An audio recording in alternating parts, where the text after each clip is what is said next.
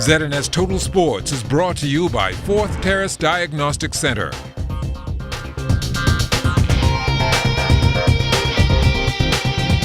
Welcome to sports, everybody. The 2018 NBA Draft is underway at the Barclays Center in Brooklyn, New York. Heading in, Bahamian DeAndre Ayton was said to be the hands-down #1 pick by the Phoenix Suns. Did it pan out that way? Well, Charles Fisher is in the Big Apple with the answer.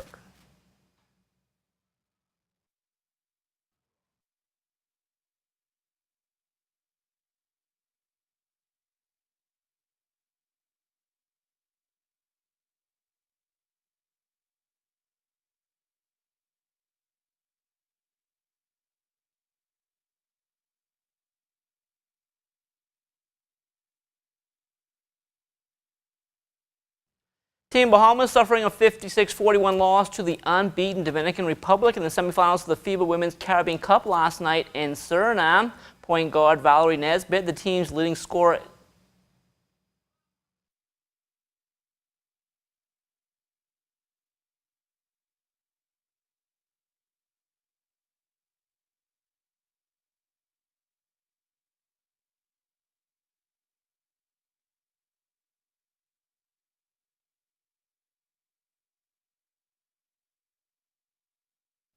Team Bahamas suffering a 56-41 loss to the unbeaten Dominican Republic in the semifinals of the FIBA Women's Caribbean Cup last night in Suriname. Point guard Valerie Nesbitt, the team's leading scorer in the tournament. She led the attack with 18 points in 37 minutes on court. Forward, Shalonda Neely, the only other Bahamian in double figures with 12 points and 17 rebounds.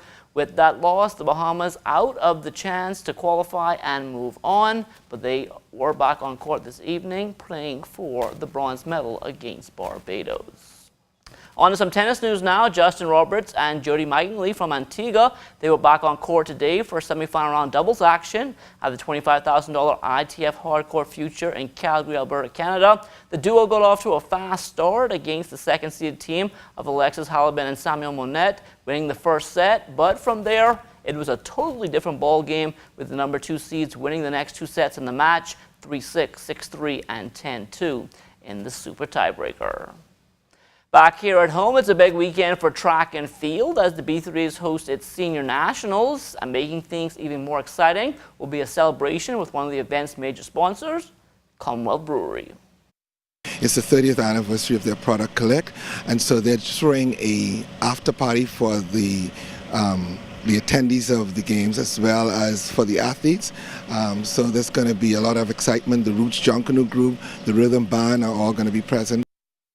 Bahamas Baseball Association's Andre Rogers Jr. Nationals taking over the nation's second city the next couple of days. This will be followed by national team travel for various age groups throughout the summer. The big one, of course, is the qualifier for the Little League World Series, and this tournament has a very unique set of rules. Little League has strict rules about districts and leagues and location, and Eddie Claude is the representative for Little League in the Bahamas. Patrick Knowles is the representative for Pony in the Bahamas, and Greg Burrows is the representative for Babe Ruth in the Bahamas. So different organizations have different structure. Pony Baseball, you can select an all-star team because they have an appreciation for our demographics, our archipelago. You know, they look at us as, okay, one. But Little League doesn't look at it the same way. So your district or your league team has to represent the country. A number of the country's top swimmers back home the past couple of days for the Bahamas Aquatics Federation's Nationals. Among them was Enan Fernando. After Olympic times came out, I decided to change over like an event. So instead of doing 50, 100 fly, focusing on that, I think that it'd be better for me to focus more on my 200 fly moving forward. So I'm training towards that. And even during nationals, I'm not swimming my events, if anybody noticed that. But it's because I'm not mentally ready to swim my events. And I'm kind of still training through the meet. So I'm not swimming too well because it's a training meet for me. But I'm training through the meet. I train 2 hours after practice, like in the hot sun, from 10 to 12, or from whenever the meet's over, there's 2 hour practice afterwards. So just kind of preparing for either CAC or whatever's going to come after that. Terrence Burrows was also home for the swim nationals. He spoke about what he has up for the rest of the season.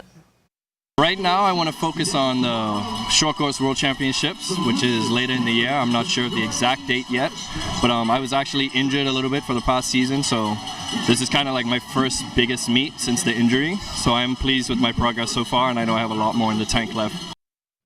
And we want to congratulate sprinter Devine Parker, who graduated today from St. Anne's with special credits. Parker is now on her way to the University of Kentucky, where she will compete for the Wildcats on a full scholarship. And that was for sports. Stay tuned. The Bahamas Tonight comes back after the break.